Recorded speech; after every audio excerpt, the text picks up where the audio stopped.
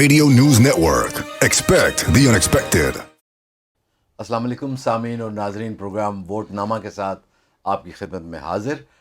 ये प्रोग्राम आप power 99 radio के नेटवर्क पे भी सुनते हैं। उसके अलावा ये प्रोग्राम पॉडकास्ट पे भी अवेलेबल है। अलावा जी आप रेडियो न्यूज़ नेटवर्क के यूट्यूब चैनल पे, इंस्टा प्लेटफॉर्म पे और टिकटॉक पे भी इसकी शॉर्ट वीडियोस देखते हैं।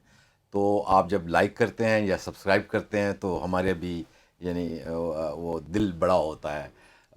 Thank you very much. बहुत सारे लोगों के कमेंट्स, बड़े अच्छे अच्छे कमेंट्स भी आते हैं हमारे इन प्रोग्रामों पे, और चूँकि आप लाइक करते हैं इसलिए हम इस प्रोग्राम को कंटिन्यू किए हुए हैं।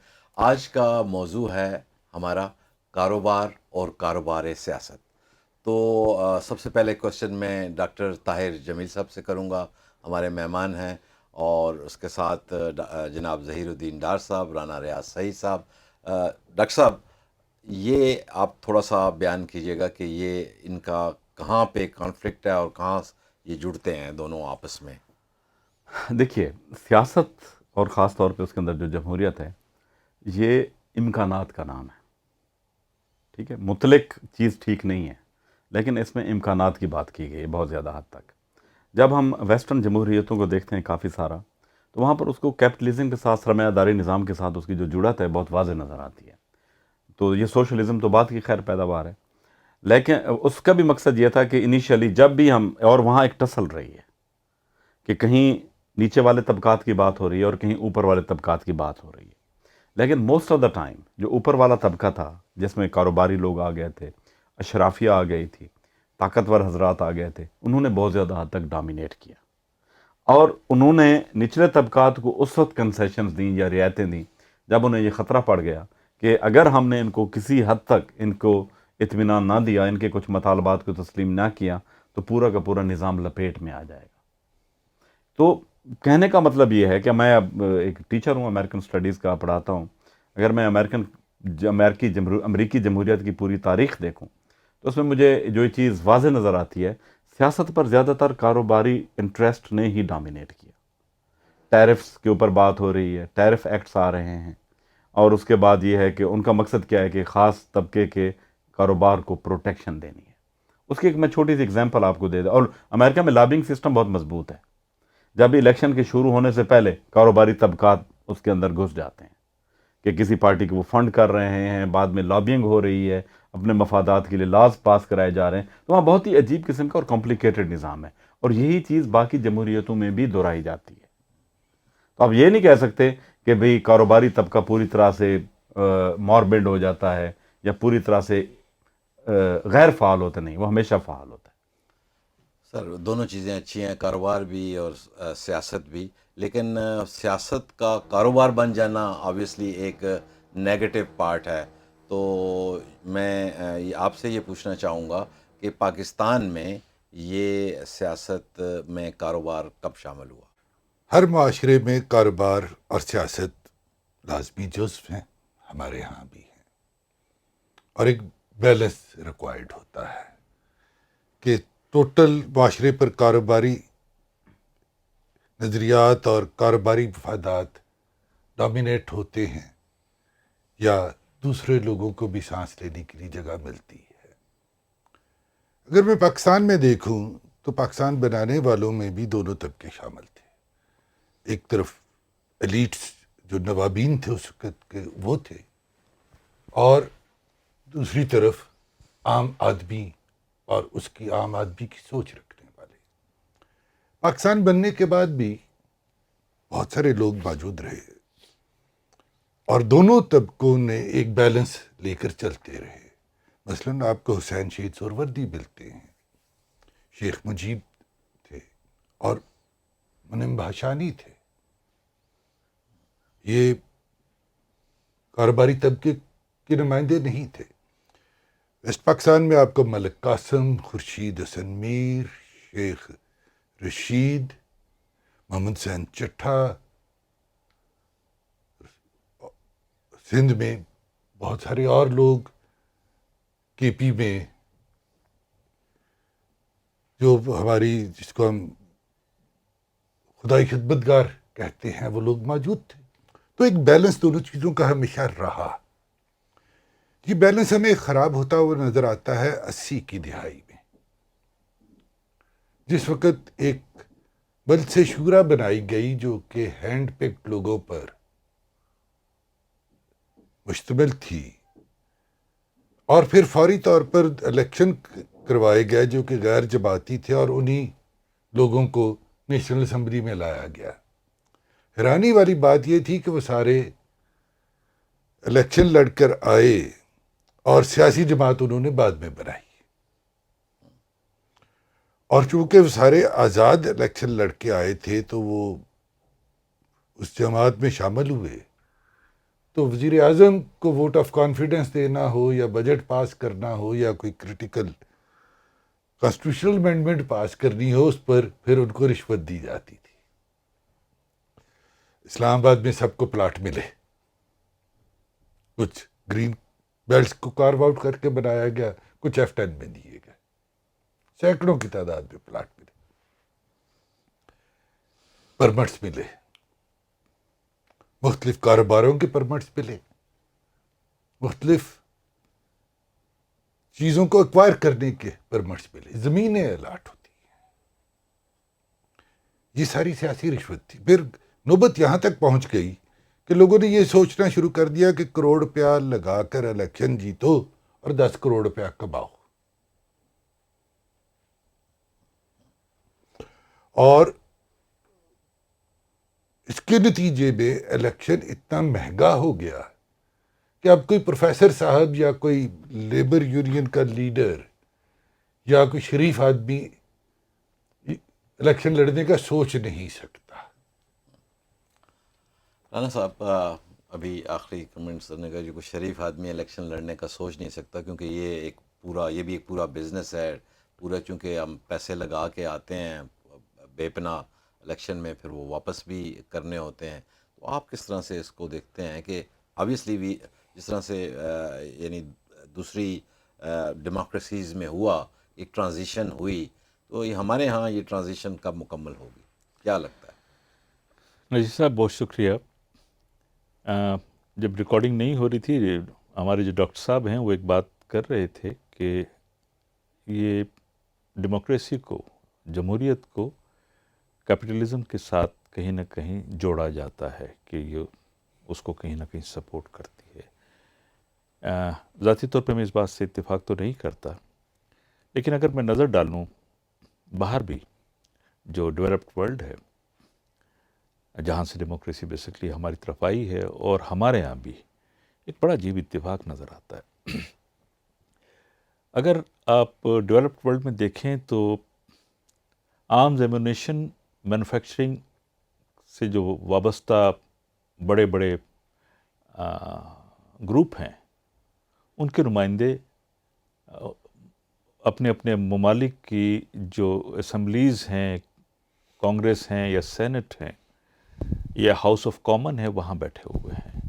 ڈرگ، کیمیکل انڈسٹری، کنسٹرکشن کے، آئل اینڈ گیس سے ریلیٹڈ، آٹو موبائل انڈسٹری سے ریلیٹڈ، تعلیم سے بھی تعلق رکھنے والے بڑے بڑے گروپس، وہ بھی وہاں بیٹھے ہیں۔ اور اتفاق یہ ہے، جب میں اپنے یہاں دیکھتا ہوں،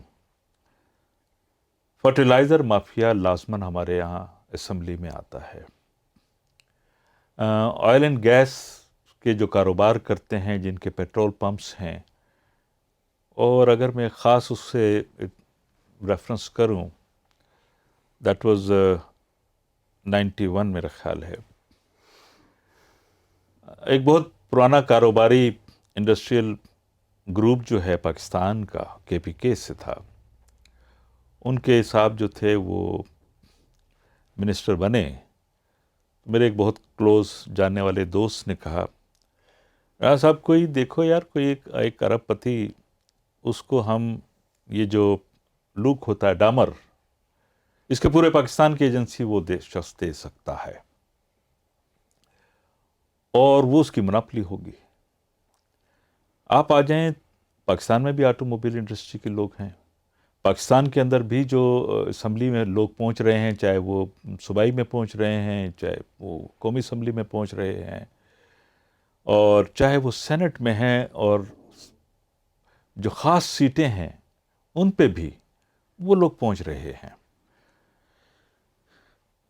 جو چیز میرے لیے تکلیف دہ ہے وہ یہ ہے کہ اگر وہ ڈائریکٹ الیکشن لڑ کے آتے ہیں تو سب سے زیادہ ووٹ دینے والا وہ عام پاکستان کا عوام ہوتا ہے. ایلیٹ اور اپر مڈل کلاس جو ہے وہ تو ووٹ دینے جاتی نہیں ہے. لیکن جن کے کاروبار اس سے وابستہ ہیں وہ اسمبلی میں پہنچ جاتے ہیں. یہ ایک صورتحال ہے میرے حساب سے.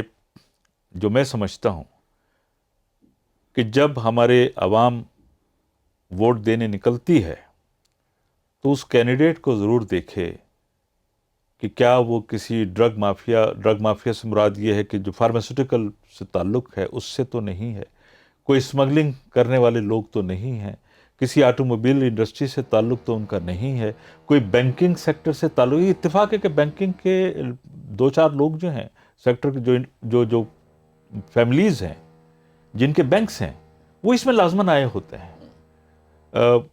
اس کے حساب سے انٹرسٹ ریٹ بھی کہیں نہ کہیں اکانومی کی اپنی جگہ بات ہے, لیکن کہیں نہ کہیں ان کا بھی رول ہوتا ہے. تعلیم کے اخراجات بڑھتے جا رہے ہیں, مہنگی ہوتی جا رہی ہے. خاص قسم کی کتابیں جو ہمارے سرکاری اسکولوں میں, کالجز میں یا یونیورسٹیز ہیں ان میں طلبہ کو بہت مسائل ہو رہے ہیں. اگر ہماری عوام اس کاروبار اور کاروبار سیاست کو جو ہے توڑنا چاہتی ہے, سمجھنا چاہتی ہے کہ یہ ہمارے ہی نمائندے جائیں, تو انہیں اپنے کینڈیڈیٹ کو دیکھنا ہوگا. ڈاکٹر صاحب, کانفلکٹ آف انٹرسٹ ہمارے کچھ جگہوں پہ تو ہمارے انسٹیٹیوشنز میں اڈاپٹ کیا جاتا ہے. مثلا اکثر ہم یہ دیکھتے ہیں کہ چیف جسٹس یا جسٹس صاحبان کو پتہ چل جائے یہ کیس یوں ہے تو وہ اس کا حصہ نہیں بنتے, کچھ چیزیں اڈاپٹ بھی ہوتی ہیں. ویسٹرن ڈیموکریسی میں کس طرح سے اس ٹرانزیشن کو, کیسے ایسے انسٹرومنٹس یوز کیے گئے جن سے انہوں نے اس کو ایک اس سے اوور کم کیا جی کہ تاکہ انٹرسٹ کلیش نہ کرے؟ جی, اس کا ایک ہم ایک لفظ یوز کرتے ہیں گیوبرنیٹوریل ونڈو ڈریسنگ. یہ لفظ یوز کیا گیا تھا ووڈرو ولسن کے لیے. ووڈرو ولسن کوئی سرمایہ دار نہیں تھا, لیکن اس کی ایڈمنسٹریٹو کیپیبلٹیز تھیں, اربن مینجمنٹ کے حوالے سے. وہ پروفیسر یونیورسٹی آف پینسلوینیا سے تھے, پرنسٹن یونیورسٹی سے تھے. تو اب ایک دور آتا ہے وہاں پر کہ سرمایہ دار خود پالیٹکس میں نہیں آ سکتا. پالیٹکس ایک اسپیشلائز بزنس بنتا جا رہا ہے. اب وہ اس کے اندر اگر آتے ہیں تو وہ نہیں, میں نے پہلے تو یہ تھا ٹھیک ہے جی کاروبار بھی کر لیا, سیاست میں بھی بیٹھ گئے, نعرے بازی شروع ہو گئی. اب انہوں نے کہا نہیں, یہ کیونکہ اسپیشلائزڈ ہے اور کمپلیٹ ہے اور فل ٹائم جاب ہے. تو ایک دور آتا ہے کہ ایسے لوگوں کو پارٹیز نے آگے آنا شروع کر دیا کہ جن کی کیپیبلٹیز تھیں وہ مینجمنٹ کے حوالے سے, پبلک مینجمنٹ کے حوالے سے, پبلک ایڈمنسٹریشن کے حوالے سے بہت زیادہ یہ کہہ دیں کہ معتبر تھی. تو لہٰذا پارٹیز کے اندر لامحالہ ان لوگوں کی جگہ بنتی گئی. ٹھیک ہے, اور بزنس مین ختم تو نہیں ہوا لیکن پیچھے ہٹتا گیا. جس طرح آپ کیپٹلزم میں آپ بات کرتے ہیں نا کہ آپ ایک طرف کیپٹلسٹ کی بات کرتے ہیں جس کے پاس سرمایہ ہوتا ہے, پھر لوگ ہو گئے, پھر درمیان میں ایک انٹرپرینیوریل کلاس ہوتی ہے. جو انٹرپرینیوریل کلاس ہوتی ہے اس کے پاس پیسہ نہیں ہوتا, اس کے پاس برین ہوتا ہے. یہی چیز ان ڈیموکریسیز کے اندر ہوا کہ اب جو پولیٹیکل پارٹیز ہوں گی اس کو وہ لوگ کنٹرول نہیں کریں گے, بلکہ وہ لوگ کنٹرول کریں گے جن کی پولیٹیکل انٹرپرینوریل جو سکل ہے وہ سب سے بہتر ہوگی. اس طرح کریں کہ انہوں نے اپنا ٹاسک ان کو دے دیا, فل ٹائم ٹاسک. ہمارے ہاں ابھی تک کیونکہ ہم کافی زیادہ حد تک پریمیٹیو سٹیج پہ ہیں, اس کے لیے اس کا اکانومی کے اوپر بہت زیادہ ڈیپینڈ کرتا ہے کہ آپ کی اکانومی بہت زیادہ انڈسٹریلائزڈ ہو, اربن ہو, اس کے بعد پھر اسپیسیفیکیشن آف جاب ہوتی جاتی ہے.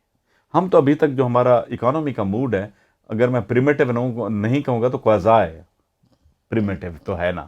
ابھی تک وہ آدمی جو خود سرمایہ دار ہے اس کی خواہش ہے کہ میں اسمبلی میں بھی میں بیٹھوں, وزیر بھی میں بنوں, تو لامحالہ اس کے ساتھ یہی المیہ جنم لیتا ہے کہ وہ اپنے انٹرسٹ کی حفاظت کرتا ہے.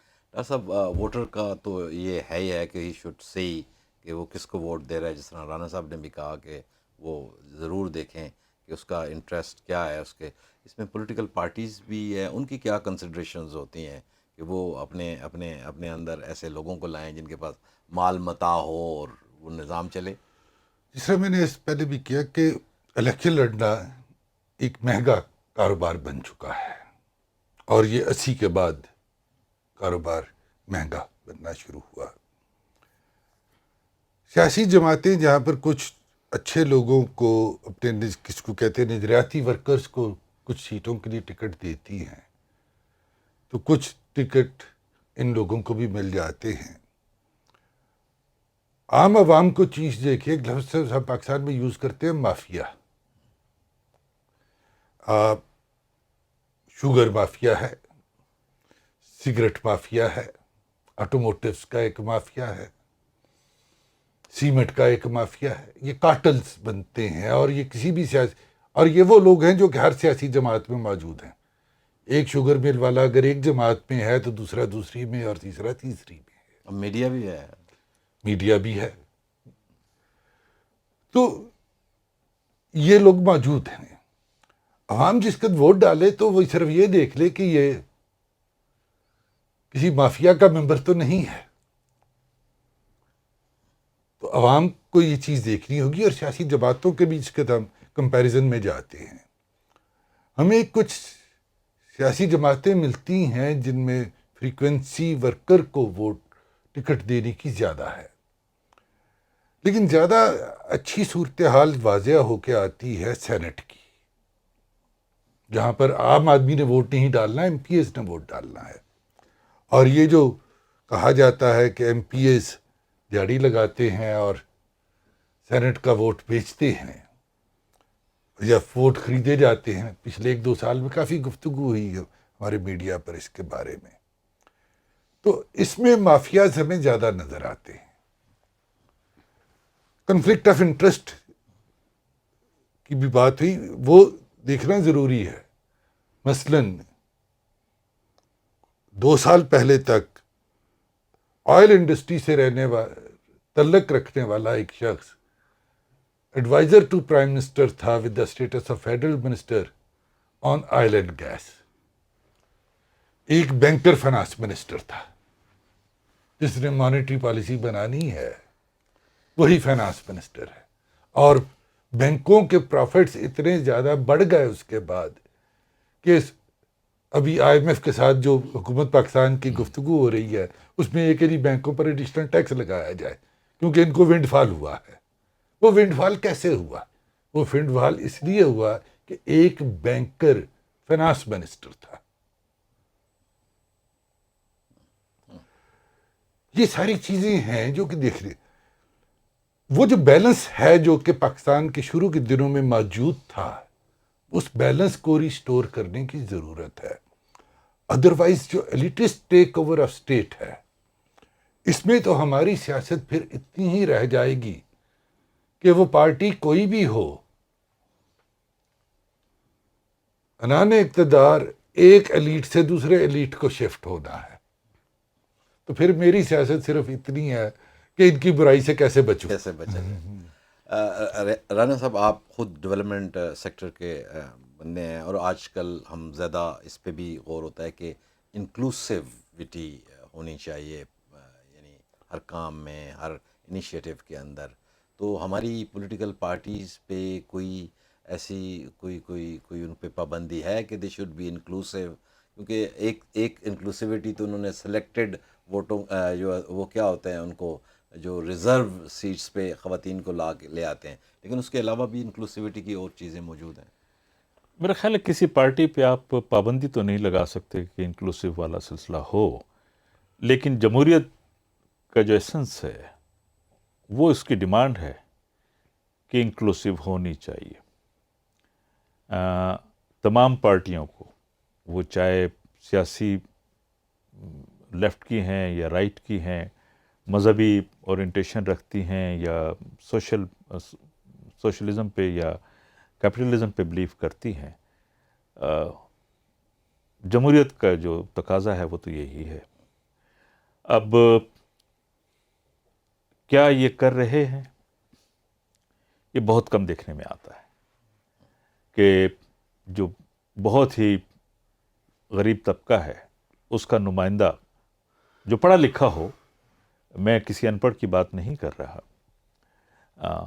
گاؤں سے ہو یا شہر سے ہو، قصبے سے ہو، مختلف فیلڈ سے ان کا تعلق ہے، بہرحال وہ کچھ نہ کچھ کر لیتے ہیں، جانتے ہیں. ان میں سے بہت سے تو بہت نالج رکھتے ہیں اپنی اپنی فیلڈ کے حوالے سے، گورننس کے حوالے سے بہت اچھے طریقے سے کس قسم کی لیجسلیشن کرنی ہے، کس انداز میں جو ہے اس کو امپلیمنٹ کروانا ہے، وہ بہت ہی پڑھے لکھے لوگوں سے زیادہ بہتر جانتے ہیں گراؤنڈ ریئلٹیز کی بیس پہ. وہ مختلف مائنورٹی گروپ سے بھی تعلق رکھتے ہیں. ہمارے یہاں ابھی ڈاکٹر صاحب بات کر رہے تھے کرشنا کی جو تھرسیائی ہیں، وہ ان کا جو ہے اس میں آنا، اسمبلیز میں یا سینٹ میں آنا اس قسم کے لوگوں کا بہت اہم ہے. اس سے عام آدمی کی آواز، اس کے مسائل اور اس کے لیے کوئی بجٹ ایلوکیشن، خاص طور پہ میں بات کرتا ہوں، بجٹ ایلوکیشن ہونا ضروری ہوتا ہے، اور وہ اس میں اپنی سہ رکھتی ہیں یا رکھتے ہیں. رانا صاحب that gives me an idea. ایک تو ایلیٹ ہے نا جو بزنس ایلیٹ جی ہے. ہاں، ایلیٹ صرف بزنس ایلیٹ نہیں ہوتا، ایک سوشل ایلیٹ سوشل ہے، ایلیٹ. ایک پولیٹیکل ایلیٹ ہے، ایک مینیجیریل ایلیٹ ہے، ایک انٹلیکچوئل ایلیٹ ہے. پروفیسر صاحبان ہیں ہمارے. جی ہاں، ان جو کسی بھی معاشرے کا جو ایلیٹ ہوتا ہے وہ ان سب کا کمبینیشن ہوتا ہے. آپ ایلیٹ میں صرف دولت کے سہارے پر شامل نہیں ہو سکتے. آپ اگر انٹلیکچوئل ایلیٹ ہو، آپ گارڈن کالج میں یا قائد اعظم یونیورسٹی میں پڑھاتے ہو، جیسے ہمارے ڈاکٹر صاحب پڑھاتے ہیں، تو اس ایلیٹ کو بھی تو جگہ ملنی چاہیے. ڈاکٹر صاحب آپ پڑھاتے ہیں، ابھی یہ ذکر ہے، اور ہم جب پڑھتے تھے اسکولوں میں اس وقت ہمارا سیوک ایجوکیشن ایک بڑا سیوکس پڑھائی جاتی تھی. کچھ چیزیں پریکٹیکلی ہم اس میں ہوتے تھے یا نہیں ہوتے تھے، لیکن وہ سلسلہ تھا. تو کیا اب یعنی آپ بھی صرف کورسز کمپلیٹ کر رہے ہوتے ہیں، یا اتنا ماحول ملتا ہے کہ اسٹوڈنٹس کو انگیج کیا جائے اور ان سے بات چیت کی جائے ڈفرینٹ اس کے اوپر؟ دیکھیں، دو لفظ ہم یوز کرتے ہیں کہ ورچوئس سرکلز اور وشیس سرکلز. ٹھیک ہے، ہمارے ہاں یہ جتنے بھی والنٹیرزم کی جابز ہیں نا، میڈیا ہو گیا، ٹیچنگ ہوگی، اسکولز ہو گئے، وہاں سب سے بڑی یہ تربیت ہوئی کہ کس طرح ہم نے ورچوئس سرکلز میں رہنا ہے اور وشیس سرکل سے نکلنا ہے. انفارچونیٹلی کہ سسٹم کے جو میکینکس ہوتے ہیں ان کا تعین کہیں اور ہو رہا ہوتا ہے. ٹھیک ہے، اب ایک بچہ ہے، اس کو میں میرٹ کی باتیں کر رہا ہوں، لیکن جب وہ اپنے پروسیس میں زندگی کے رگڑے میں سے گزرتا ہے، وہاں پتہ لگتا ہے نہیں یار سفارش ہی اہم ہے، تو لا مالا he will switch to the viscosity instead the virtuosity. تو یہ کچھ کمپلیکسز ہیں، لیکن یہ نہیں کہ اسٹرگل کو ختم ہونا چاہیے، اس کی اسٹرگل کو رہنا چاہیے، ہر وقت بینگ کرتے رہنا چاہیے. وہ ہے نا کہ گر تم ای خواہی کے باشی خوش نویس، می نویس ہو می نویس ہو می نویس. اگر ہم ان چیزوں کو بہتری لانا چاہتے ہیں، ہم چاہتے ہیں کہ یہ جو انٹرسٹ گروپس ہیں یہ کمزور ہو جائیں، اور ایک بڑا انٹرسٹ گروپ جو میجارٹی کا ہے وہ سامنے آ جائے، تو اس کے لیے کہ اس جمہوری پروسیس کو چلتے رہنا چاہیے. اور قومیں بھی صدیوں کے بعد اس مقام تک پہنچی ہیں، کوئی ایک دن میں نہیں پہنچی.